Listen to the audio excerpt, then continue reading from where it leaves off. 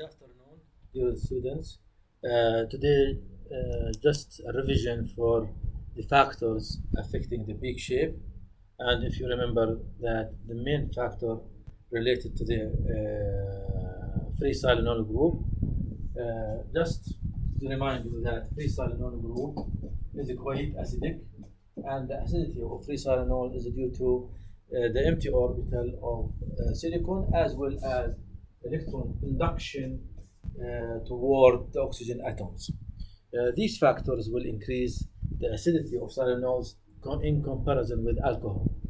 And this increase of acidity will make silanol quite reactive.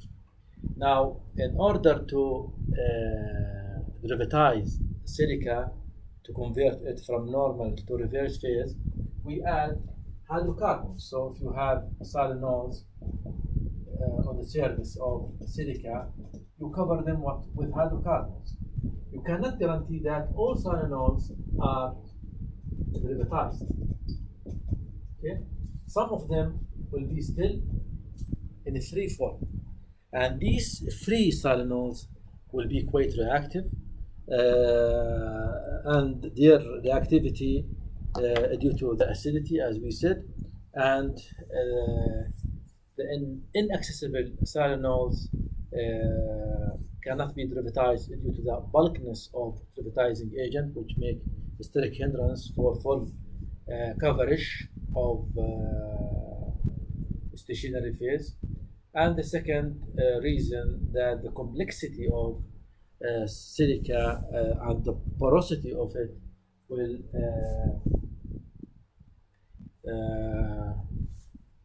prohibit the full chance of coverage. So in order to reduce the reactivity of these silanols, we have several strategies. We might add competitive base to the mobile phase, and this competitive base under neutral conditions of the mobile phase will make the competitive base will be fully ionized with positive charge, whereas silanols will be negatively charged, and this kind of assembly between two opposite charges will be ionic interaction. The resulted effect of this kind of interaction between competitive base and silanols, that the silanols will leave the analytes, the basic analytes, to be just partitionate in the hydrophobic part of the column rather than forming uncontrollable interaction with silanols. The second techniques by which we can reduce the reactivity of silanols, that we can add small entities such as trimethyl chlorosilane (TMS). This small entity of a derivatizing agent will can reach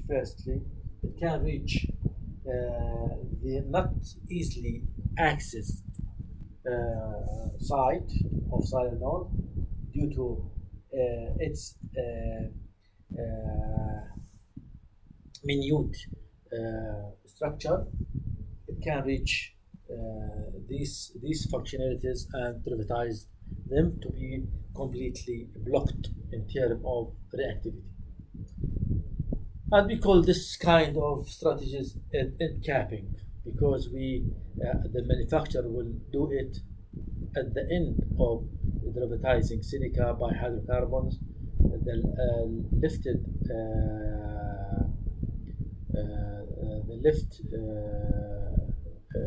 silanols will be blocked by TMS.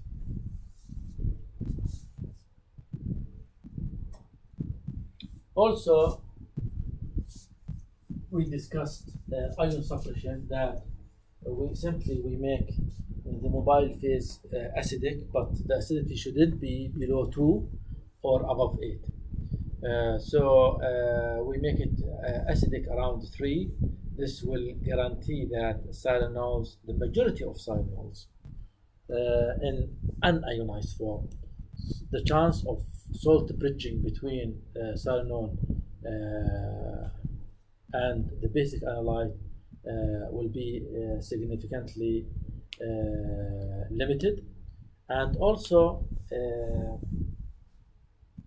we cannot increase the pH of mobile phase above 8 in order to suppress ionization of analytes due to solubility of silica in highly basic condition.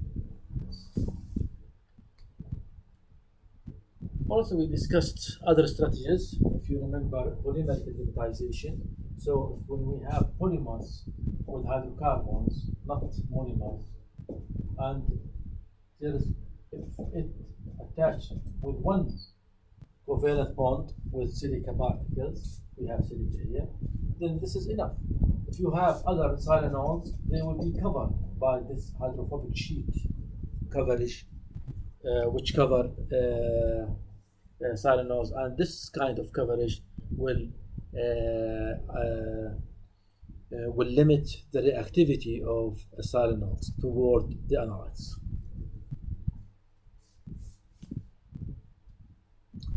And also, we discussed polar embedded group technology, that we can attach with hydrocarbon amide, for example, okay, and the amide,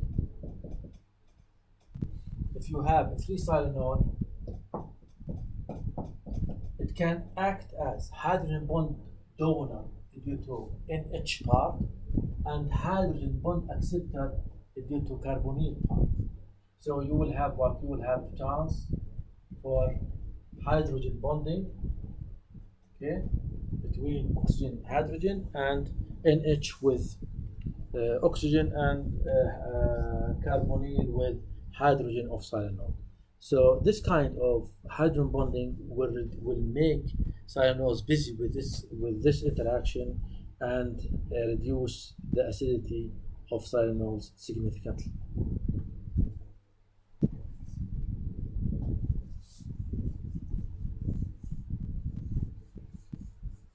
The last strategies we mentioned is ion pairing. That ion pairing, simply, if you have hydrocarbon ion pairing with sulfonated or carboxylated, okay, it can reduce the or counteract the charge of the analyte, okay, by forming a complex.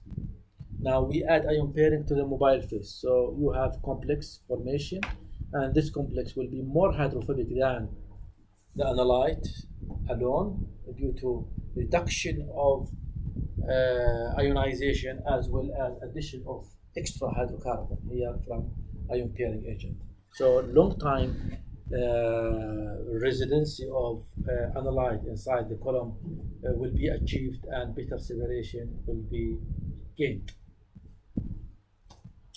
Also, ion pairing has an extra mechanism that it can make hydrophobic interaction with reverse phase columns, okay, due to its hydrophobic tail, and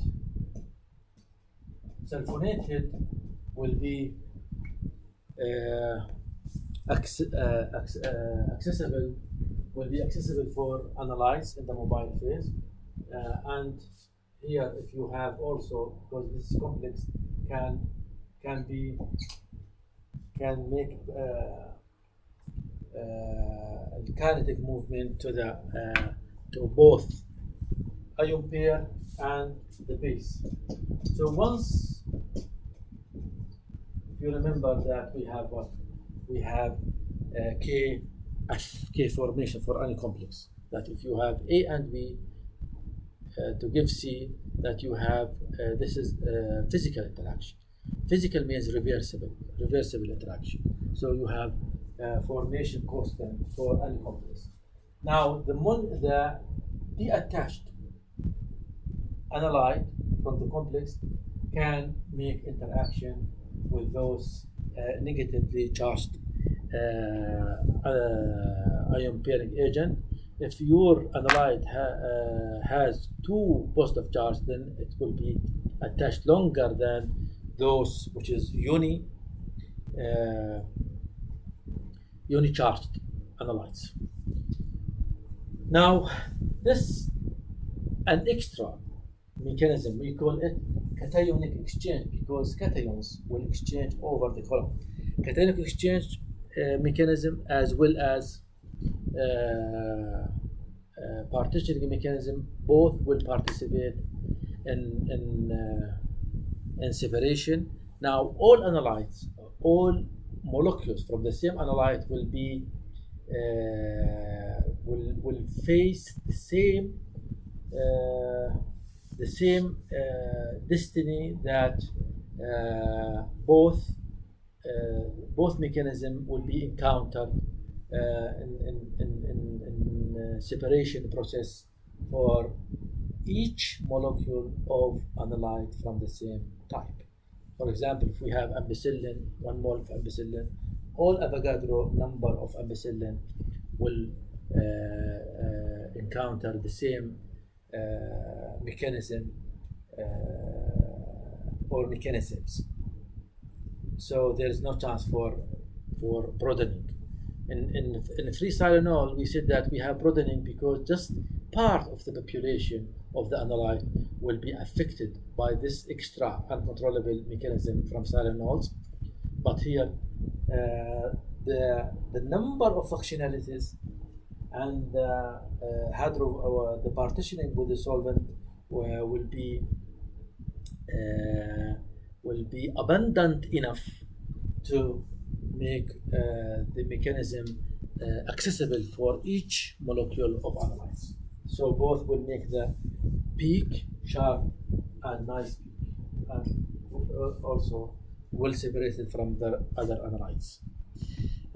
Next time we will start to talk about the other mechanisms that now more or less we cover partitioning in details. Adsorption, we didn't discuss it thoroughly. We will discuss it thoroughly later on, and we will give more insight for ion exchange mechanisms.